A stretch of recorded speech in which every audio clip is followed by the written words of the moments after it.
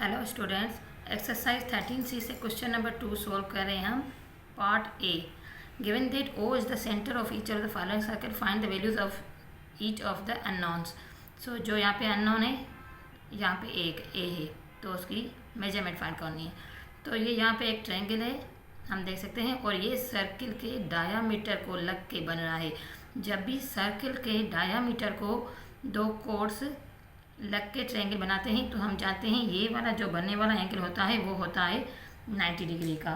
तो अगर ये 90 डिग्री का है, अगर ये एंगल 90 डिग्री का है तो ये 40 का, 90 + 40 130, तो ये हो जाएगा हमारा 50 का, यानी कि 50 + 40 इज इक्वल टू 90 एंड 90 + 90 180। तो ए इज इक्वल टू 50 डिग्री। अब ये यहाँ पे हमारे पास सेम इसी तरह का है, लेकिन यहाँ पे हमारे पास मेजरमेंट गिवन नहीं है। तो क्या चीज़ गिवन है? ये जो दो निशान लगे हुए हैं। तो ये इस बात से, इन निशानों से पता चलता है कि इन दोनों की जो मेजरमेंट है वो सेम है। तो हम कह सकते हैं कि ये एक आइसोसेलेस ट्रायंगल है। तो अगर ये आइसोसेलेस ट्रायंगल है तो उसका मतलब है कि इन दोनों एंगल्स की मेजरमेंट सेम होगी। सेम ये है डायामीटर, और डायामीटर को दो कोड मिलकर एंगल बना रहे हैं, तो हम जानते हैं कि ये जो एंगल बन रहा है ये 90 है। अगर ये 90 है तो ये दोनों ही 90 के हैं, तो 90 divide by 2 is equal to 45, means B is equal to 45 degree. तो अब देखते हैं पार्ट सी में।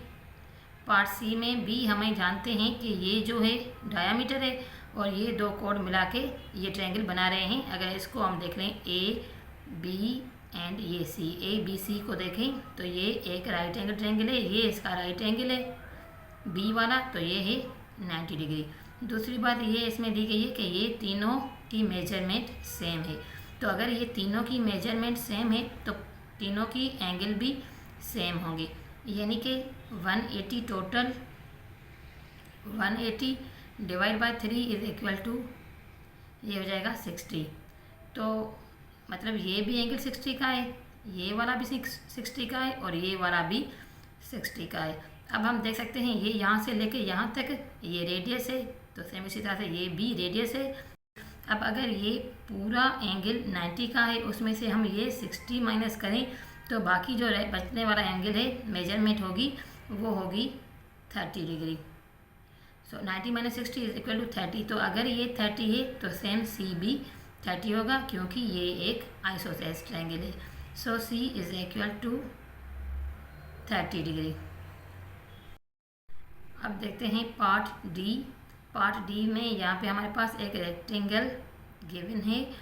अब इसका पता हमें इस चीज़ से लगता है कि ये रेक्टेंगल है, यानी कि इसके दोनों साइड और ये दोनों बराबर इस वजह से हैं क्योंकि ये जो सेंटर है और ये यहाँ तक चारों तरफ से मिला हुआ है, यानी कि ये चारों ही सर्कल के रेडियस हैं जो कि इक्वल हैं। तो अगर ये रेडियस हैं, ये मेजरमेंट है, तो सेम हम जानते हैं ये भी 30 का होगा।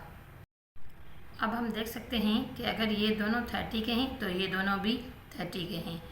तो ये सर्कल का डायामीटर है, तो डायामीटर को मिल के जब दो कोड एंगल बनाते हैं तो ये पूरा बनने वाला एंगल जो होता है वो होता है, यहाँ से लेके यहाँ तक ये पूरा जो एंगल होता है वो होता है 90 डिग्री। तो अगर ये 90 है, 90 - 30 करें तो ये वाला हमारा डी इज इक्वल टू आ जाएगा 60। So D is equal to 60 degree.